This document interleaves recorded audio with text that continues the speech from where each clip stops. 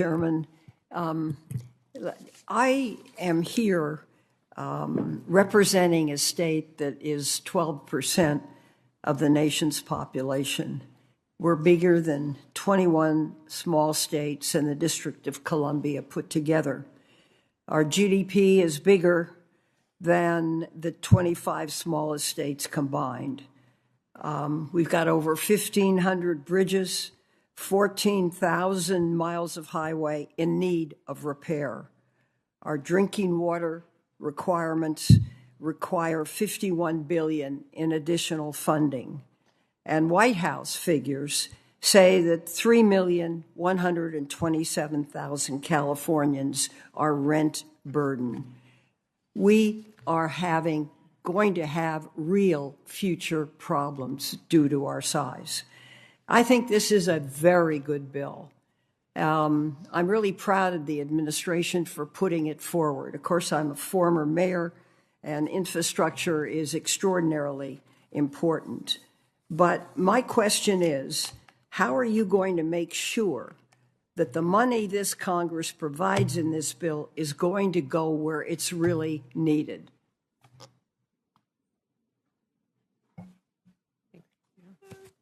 Senator, if I may take that up from a transportation perspective, and then I'll defer to my colleagues for other examples. But it's very important to us to make sure that funding is equitably distributed and done with a view toward the public policy goals that the communities in every state, including yours, will put forward.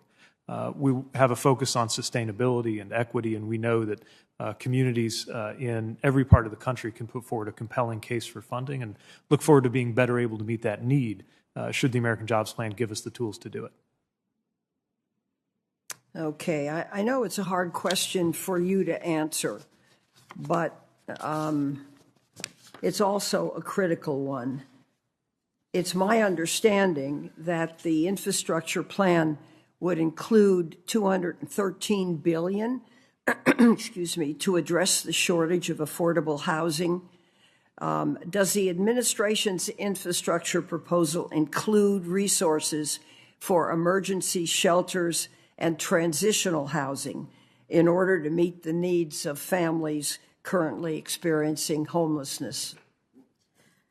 Senator, thank you so much for your question. Yes, in fact, in the rescue plan, there was $5 billion set aside for those who are homeless or at risk of being homeless, as well as another $5 billion to address how we deal with housing, emergency housing vouchers. So those things were actually in the rescue plan, and we are looking forward to getting the kind of data and oversight that is needed to make sure that it is being used in the way that it is has been appropriate, and we'll be working on it through this plan as well. I think that's very important, and I thank you for it.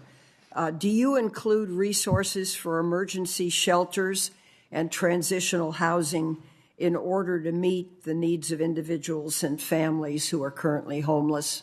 Yes, Senator. In the rescue plan. Could you explain that a little bit, please? Yes. In the rescue plan, we have emergency vouchers that can be used for temporary housing, and of course, our goal is stable long-term housing, but it is emergency housing.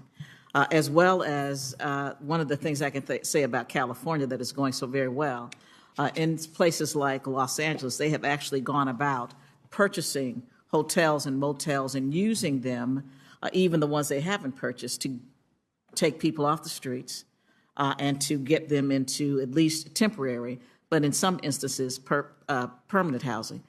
We know that on any given night, 580,000 people are homeless in this country. And so I appreciate the fact that you asked the question, and we really are making every effort possible to be sure that we can eradicate, at least in the short term, get people off the streets. Well, let me just make this comment. I thank you for that statement. I hope the administration follows through. I am really concerned because if you take a state like mine, which is big and on its surface looks to be one thing, the better you know it, the more you see it's many other things. And they are needy and they need help. And the help is necessary because it also fuels a huge economy. So I thank you very much for the response, and thank you, Mr. Chairman. Thank you very much, Senator from Maine, Senator Collins. Thank you, Mr. Chairman. First, let me welcome all of our witnesses today. Secretary Buttigieg, I'm going to start with